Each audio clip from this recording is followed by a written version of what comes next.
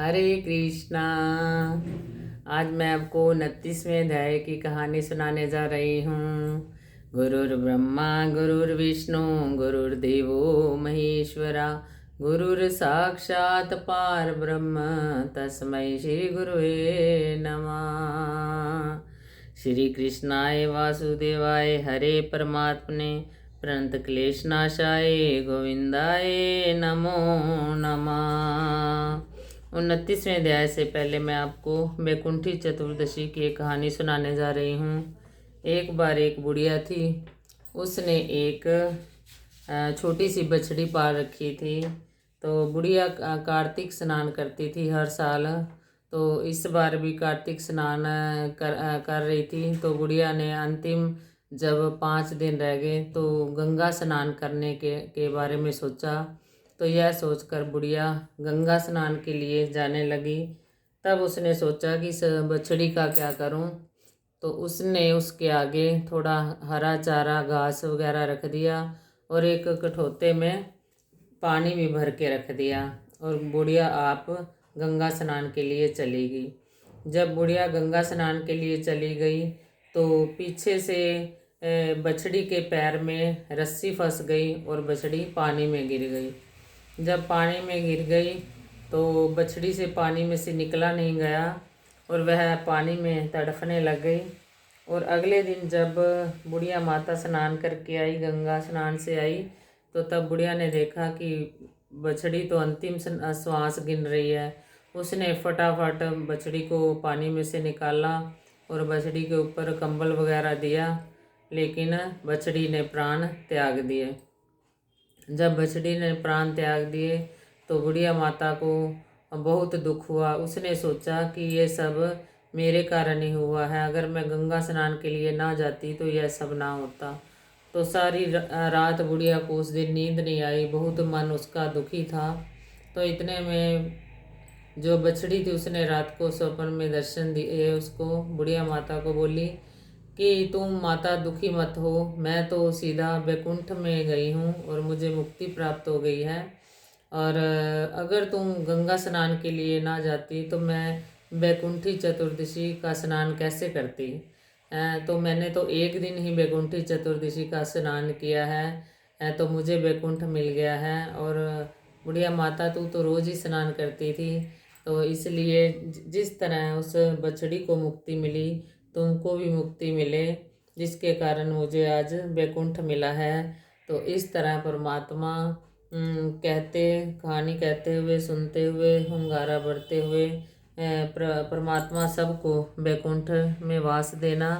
अब मैं आपको 29वें अध्याय की कथा सुनाने जा रही हूँ।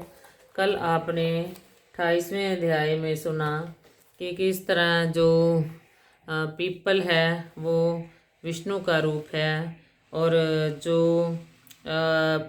बट है वो महादेव का रूप है।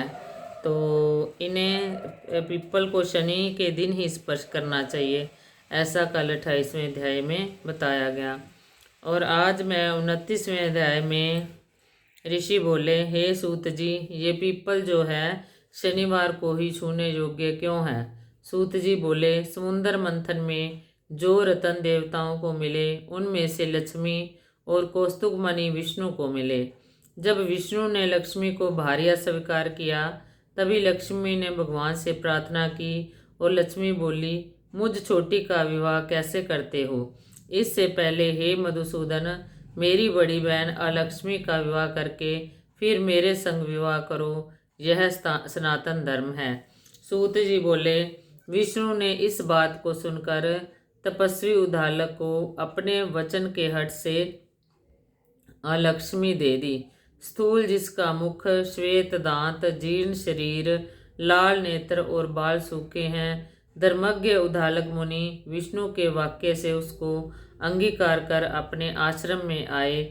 हवन के सुगंधित धुआं, वेद ध्वनि जिसमें हो रही थी, ऐसे आश्रम को देखकर दुखी होकर यह वचन ज्येष्ठ बोली, हे ब्राह्मण, जिसमें वेद ध्वनि हो रही है ऐसा स्थान में मैं रहने योग्य नहीं हूँ, यहाँ नहीं आऊँगी, मुझको दूसरी जगह ले चलो। उद्दालक बोले, हे कांते, तू यहाँ क्यों नहीं आती है? तू बता, तेरे योग्य कौन सा स्थान है? ज्येष्ठा बोली, जहाँ वेद ध्वनि होती होए, अभ्यागत का सत्कार होए और यज्ञदान आदि होए, वहाँ मैं नहीं रहती हूँ। स्त्री पुरुष प्रेम से रह रहे हों और पितर और देवताओं का पूजन होए, वहाँ मैं नहीं बसती हूँ। जहाँ उद्यमी नीति में चतुर, धर्मात्मा, प्रिय बोलने वाला, गुरु की पूजा करने वाला रहता हो, वहीं मेरा निवास नहीं है। दिन रात जहाँ स्त्री पुरुष में लड़ाई होती होए, अभ्यागतों का जहाँ सत्कार नहीं हो, उस स्थान में मेरी प्रीति है। वृद्ध सज्जन और मित्र का अपमान हो, जहाँ कठोर भाषण होता हो, वहाँ मैं नित्य निवास करती हूँ। जहाँ खोटा आचरण करते हैं, प्राय स्त्री से प्रीति करते हैं, उस स्थान में मेरी प्रीति है। जहाँ गोवध, मदिरापान और ब्रह्म हत्या आदि पाप होते हों, उस स्थान में मैं रहती हूँ। सूत जी बोले, तब ज्येष्ठा के वचन सुनकर उदास मुख हो कर उदालक बोले, हे ज्येष्ठा, जब तक मैं तुम्हारे निवास के लिए स्थान ढूंढूं, तुम पीपल के वृक्ष के नीचे रहो। सूत जी बोले, इस प्रकार वहां बैठकर उदालक चल दिए। वहां बहुत देर तक उनकी बाट देखती रही, पर दर्शन ना हुआ। फिर स्वामी के त्याग से दुखी होकर विलाप करने लगी। उसके विलाप को लक्ष्मी ने वैकुंठ में सुना।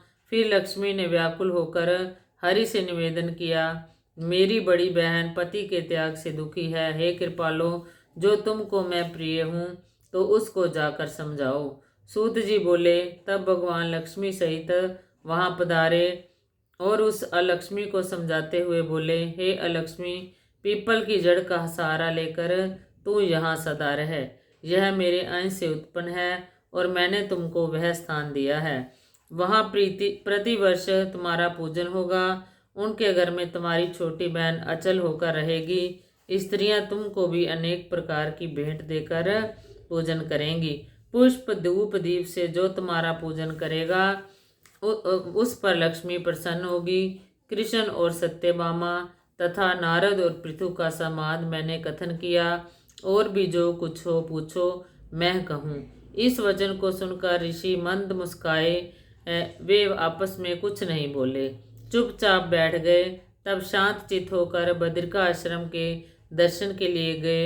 जो इस कथा को सुने और पुरुषों को सुनावे, वह सब पापों से मुक्त होकर विष्णु के स्वरूप को प्राप्त होता है। इति 29वां अध्याय। बोल कार्तिक महात्म की जय। बोल विष्णु भगवान की जय। बोल तुलसा मैया की जय। अच्युतं केशवं श्रीराम नारायणं कृष्ण दामोदरं वसुदेवं शीतवं माधवं गोपिकावल्लभं श्रीजानकीनायकं श्रीराम नारायण भजो। सेवा पूजा वंदना शंकर आपके हाथ, हम तो कुछ जाने नहीं, सब जानो भोलेनाथ। सबका भला करो भगवान, सब पर सब विधि हो कल्याण। सुखी बसे संसार सब, दुखिया रहे न कोई। ये अभिलाषा हम सबकी, हमारी इच्छा पूर्ण होए, इच्छा पूर्ण होए। सर्वे भवन्तु सुखिनः, सर्वे सन्तु निरामया, सर्वे भद्राणि पश्यन्तु, मा कश्चित् दुःख भाग् भवेत्। हरे कृष्णा।